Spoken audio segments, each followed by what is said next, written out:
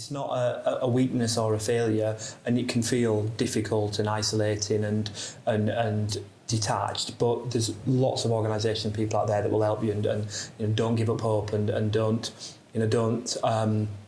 not seek advice. So welcome to the Everymind at Work podcast. I'm really honoured. We're joined by Dr. Shaun, who is going to share his experience, but also his expertise in the field, of course, talking about mental health at work. So Shaun, thank you for joining us. Pleasure, thank you for having me. Just come back from Dubai, we were talking about. Yeah.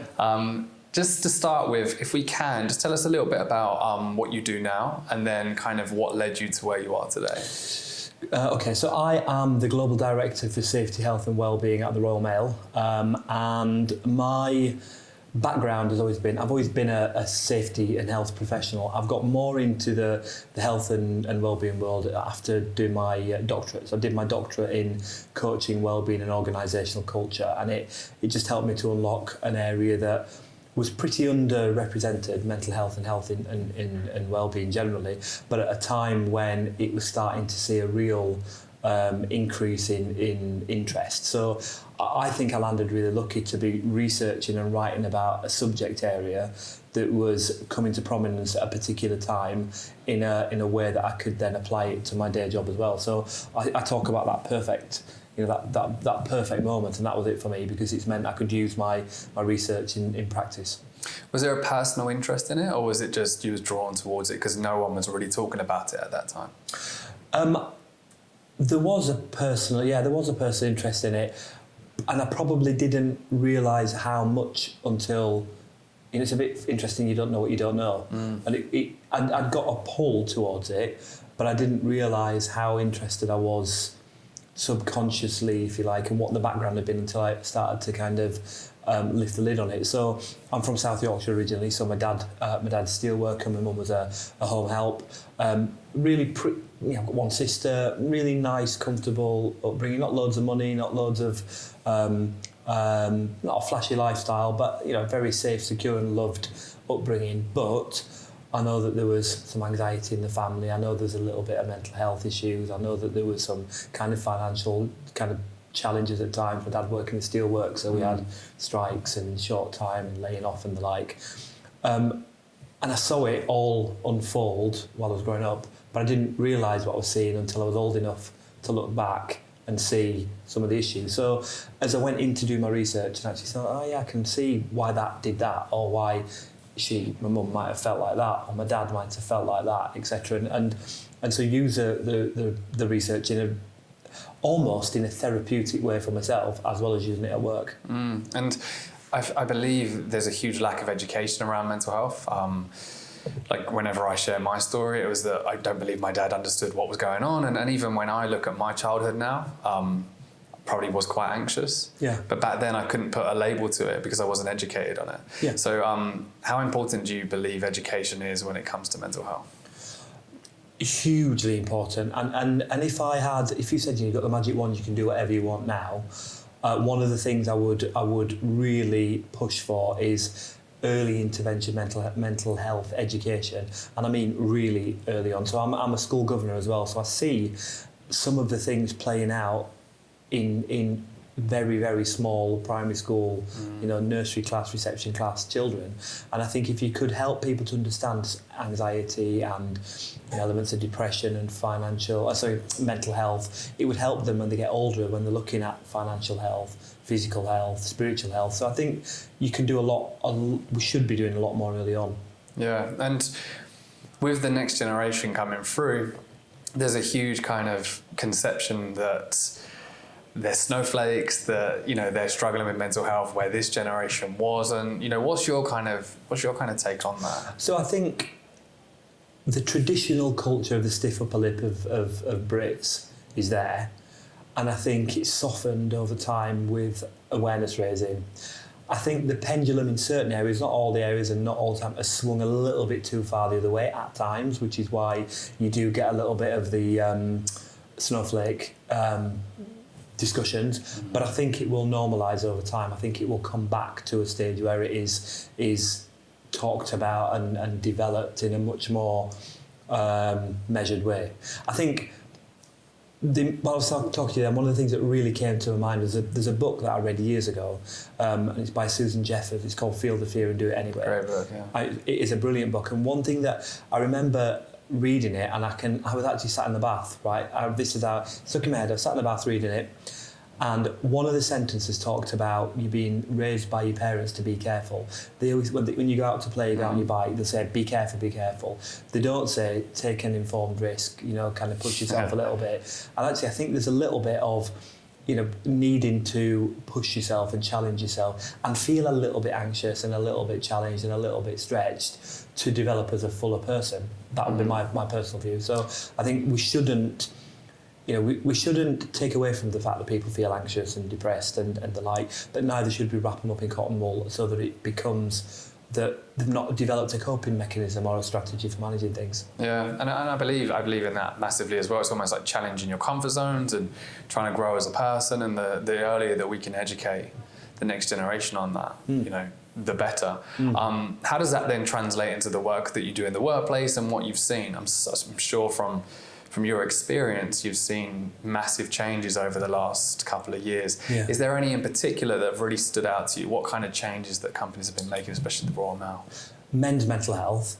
So when I did my PhD, so it was coaching wellbeing and organisational culture, and I looked at the role that organisations and line managers play in mental health and promoting positive mental health. I specifically looked at it through the lens of men, because my background was predominantly male organisation, so 15 years in construction, 2 years in the waste sector, and then moving to Royal Mail, which is 88% male. So I wanted to understand why people were, men in particular, were not disclosing, were not feeling they could open up or access the various channels that they've got for mental health support. And it was a traditional masculine, real men don't cry, stiff upper lip.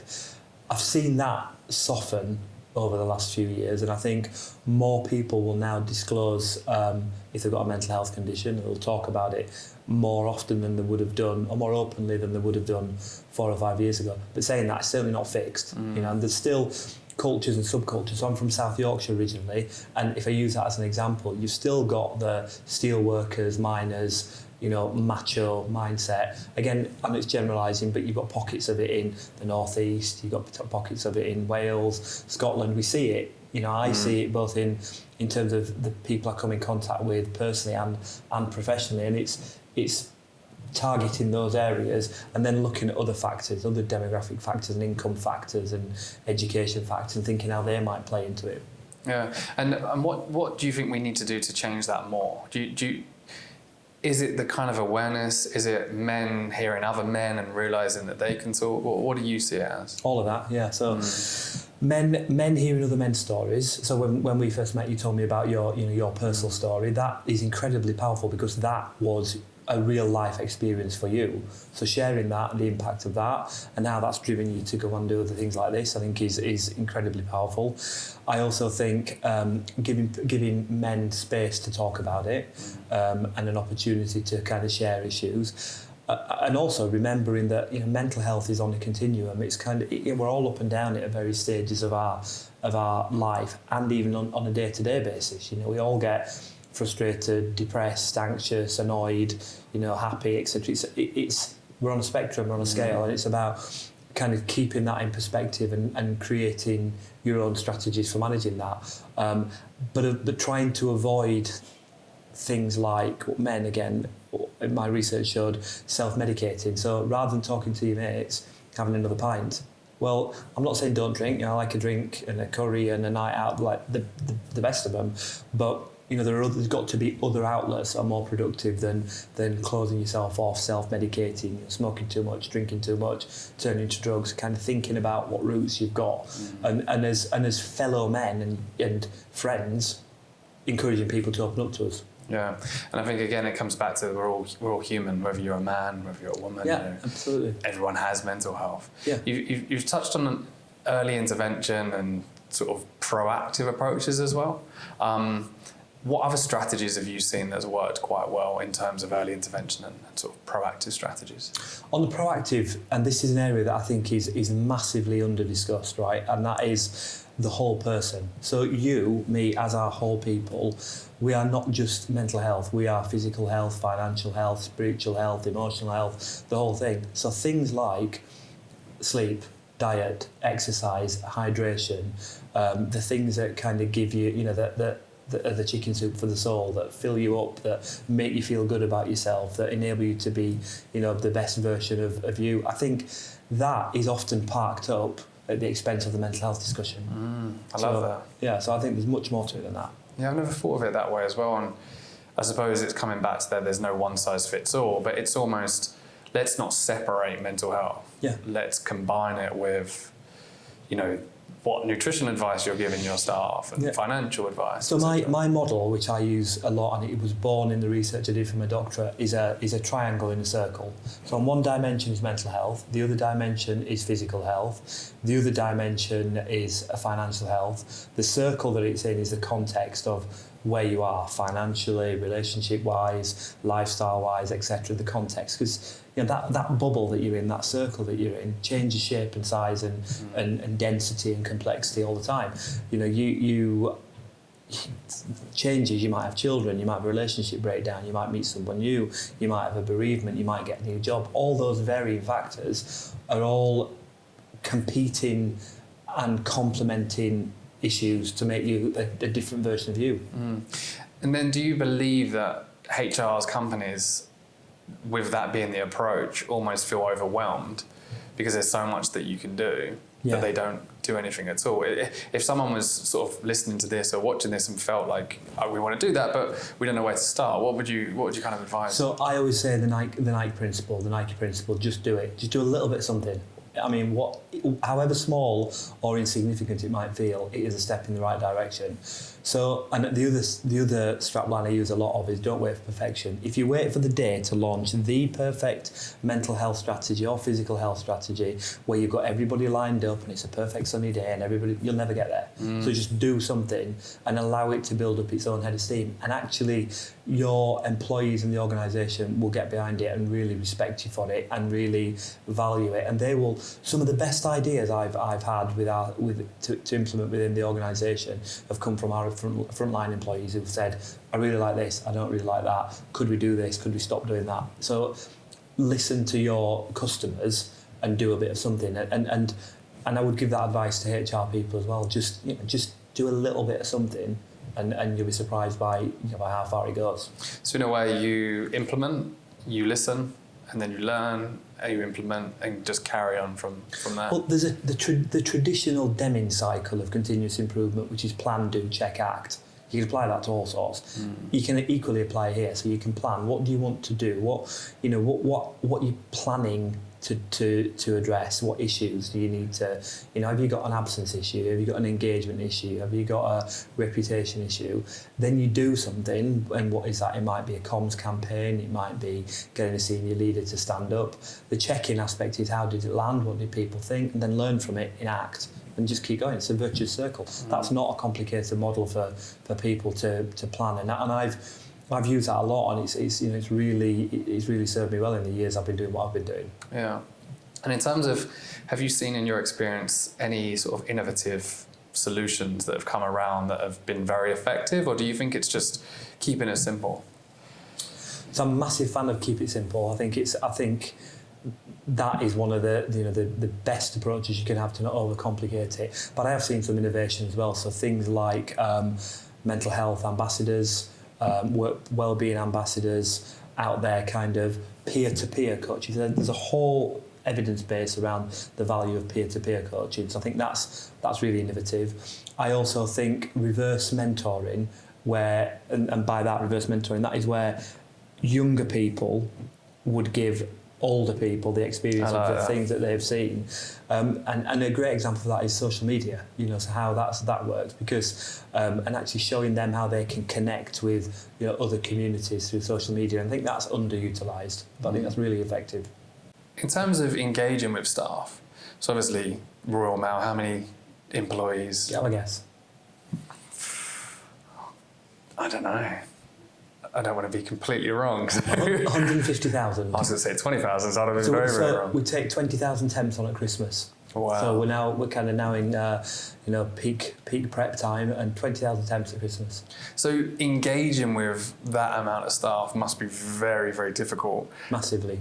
How is the only question. So again, it's the just do it. So we've got loads of different channels, but we never have a uniform one size fits all approach. So we've done things like letters to home, we do newsletters, we have TV, we've got our own TV channel, RMTV, Royal Mail TV, which will pipe and send messages out down the channels to that. We also have a big frontline engagement programme where middle and senior managers will go out and talk to their employees at the front line. But then other things, I mean, really simple things like messages in payslips. Everybody loves to look at the payslip. If you want to get a punchy message out, put it in the payslip. It'd be my advice, because people, it's the one piece of collateral that everybody will have a look at. So be a bit more innovative with that. And then wellbeing ambassadors give people scripts that they can use to kind of use as a basis to build on. So loads of different channels, and then we use social media. So we've got our WhatsApp channel, we've got Twitter, we've got LinkedIn, we've got Facebook. So we use the full range. So I think there's a really important lesson there, because as far from my experience, a lot of HR struggle with communication.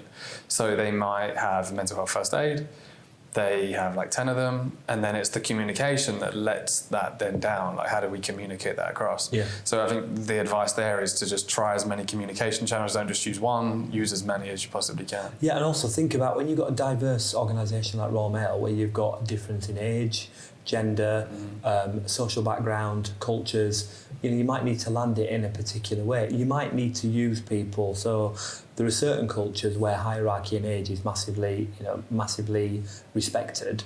So you might want to kind of get a key message out to a particular elder, if you like, for want of a better expression, to help you convey that message. But also, some of the, again, I think back to my time in construction, if I wanted to get a message out on a particular subject, I got it to the people running the canteen. They would be the person that would, that helped me kind of get it out. Then other things kind of put traditional notice boards, but things like messages on the back of toilet doors, above kind of men's urinals, in the mirrors, in changing rooms. Put the message in the face, as well as, so you get a push and a pull. Just like different channels. In terms of your own mental health, like, you're trying to help other people. It's like a big sort of mission for you. How do you manage your own mental health inside and outside of work? So I know for a fact sleep is my biggie. So if I don't get enough sleep, I get my anxiety levels go up. My perspective gets a bit skewed. Same with food. So there's some non-negotiables for me, and that is sleep, diet. So I have to eat. I'm like a baby at times. I have to eat every 2 hours, but I know that that's my thing that keeps me going. So sleep, food, and then exercise. So there's some. I will do the gym 4 or 5 times a week. I have to factor it in. It might be really early, it might be late, weekends, etc. But it's still my time, and it enables me to kind of decompress and recharge my batteries. And also the fact is permission giving to myself. Sometimes I'm going to be off my game. Sometimes I'm not going to be doing the best version of me that I want to be, or performing well. So what? There's always tomorrow. And you spoke a little bit about spiritual health. Is that something that you've is that something that benefits you as well? So that's quite an emotive subject, the spiritual health, and I mentioned it a couple of times, and people have been like, well, I'm an atheist, or I don't want to go to church. And to me, spiritual and emotional health are whatever it means to you. So I would say, if you want to be part of a church or part of an organised religion, or you want to do something in that space and it gives you comfort, then great. That's good for you. If you don't, then equally great. It's good for you. But think about how you. Some people might just want to go for a walk in the woods. Some people might want to go for do mindfulness. Some people might want to do yoga. Some people might go to church every Sunday. Great. If that's what works for you, then that works for you. And I was interviewed probably about 3 or 4 months ago now, and they were asking me a similar question to that, and it was actually to do with mental health and men's isolation. And I was saying, one of the things saying, well, what do you do? And I said, well, if you feel that you're particularly isolated, put yourself where you can reconnect with things, like go for a walk. If you've got a dog, take a dog for a walk, or go for a walk in the woods, or just go and just look at things and use it to process your thoughts. And there's quite a lot of pushback on Twitter saying, oh great, go for a walk in the woods and your life's fixed. And I certainly wasn't saying that. What we're saying was, find something that connects with you spiritually. It might be a PlayStation.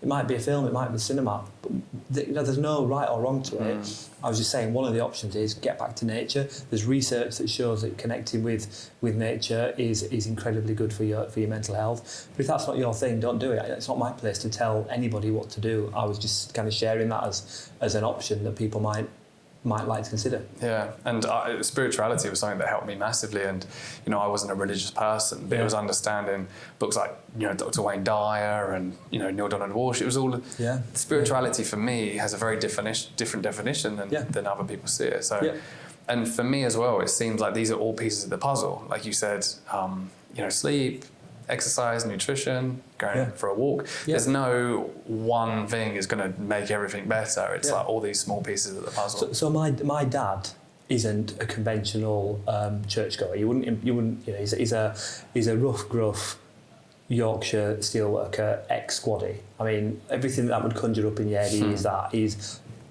lovely. He's the best dad I could ever ask for in that sense. But I really saw a different side of him when we lost my mum, because we lost my mum quite suddenly. The comfort my dad got from the Catholic Church, not being a Catholic, my mum was, but my dad wasn't, but the fact a priest came to see him, we had a really lovely funeral service, if that's the right expression, and a community that reached out to him was incredibly comforting to him. And he's not a spiritual churchgoer, as it were, but it worked for him. And I wouldn't have associated those two things prior to that. I wouldn't have thought my dad will be in church and I'll be having the priest come to see him at home and talk to him, and he'll take away from that. So, do you think that's community that helped you? I think there was a big part of community. I also think there was a part of having lost my mum and it being very sudden and really difficult. The fact that there were some people there that were prepared to come and invest time. You didn't know him, but still invest time and be bothered enough. I think was almost comforting and reassuring from the world which feels a terrible place at the minute. Is not that bad in its entirety, because there are people like this that are prepared to come and care about me. So it almost gave him hope in a way as well. Yeah. There's so much to unpack. There's so much that I'd love to ask you, but I kind of want to wrap up with two questions. There's lots that you've already shared, which is amazing. But the first question is, if someone listening to this, a HR professional, senior management, even just an employee, wants to start improving mental health at work, what would you tell them to do? The first thing I would say is understand your own. Because you've got to really be resilient with a small r to kind of help yourself. You can't, you need to understand, I think you need to take, the phrase I use again, I know it sounds a bit corny, but it's go slow to go fast. Sometimes you have to take a step back and think about your own mental health and what it means to you, because people will ask you. If you go forward then as an ambassador, people expect you to kind of share your story with them. So there's a bit of that. And then the other thing is to read around it and to read, there's lots of material out there from lots of great charities and organisations. But then remember, your job is not to fix. Your job is not to be the clinician, to put the white coat on, to fix people, to be prescribing drugs or giving therapy. Your job's to listen and signpost and be a responsible leader. I love that. And then the last question is, if someone was watching this and they're struggling with their mental health right now, what advice would you give to them? The first thing is, you're not on your own. There are lots of people who are struggling with their mental health, and that might feel like it's an odd thing to say, because misery loves company, but I'm not saying that. What I'm saying is you're not on your own, and there are people out there that will recognise this and that have worked their way through it. And if you need help and advice, then do not be embarrassed or ashamed of it. And the example I give is, if you're an insulin-dependent diabetic, you would just take your insulin. If you broke your leg and you had a cast on your leg, people would say what happened, and you'd tell them. Just be prepared to kind of seek help and advice and talk about it, and then ideally use that experience to then encourage other people to do the same. It's not a weakness or a failure, and it can feel difficult and isolating and detached, but there's lots of organisations, people out there that will help you, and don't give up hope, and don't not seek advice. I love that. We all have mental health at the end of the day, don't we? Absolutely, yeah. We all should be able to deal with it. Yeah. Thank you, man. I really appreciate your time really so good, much. really, really good. Thank you. I'll tell you what, these sessions, things like this, whether it be on a podcast or just talking to people, are brilliant. I mean, personally for me, the amount of things that I unlock, either reinforce or unlock myself, number of things there I'd skim thought about in the past, but the depth of some of those things myself I'd never even thought about. So you kind of you drag them up from your experience as part of the conversation. So it was brilliant. Thank you. Amazing. So hopefully you enjoyed this episode with Dr. Shaun. Thank you again for taking the time out and coming on. Please let us know what you feel in the comments below. And if you are listening to this on the podcast, please leave a rating and a review.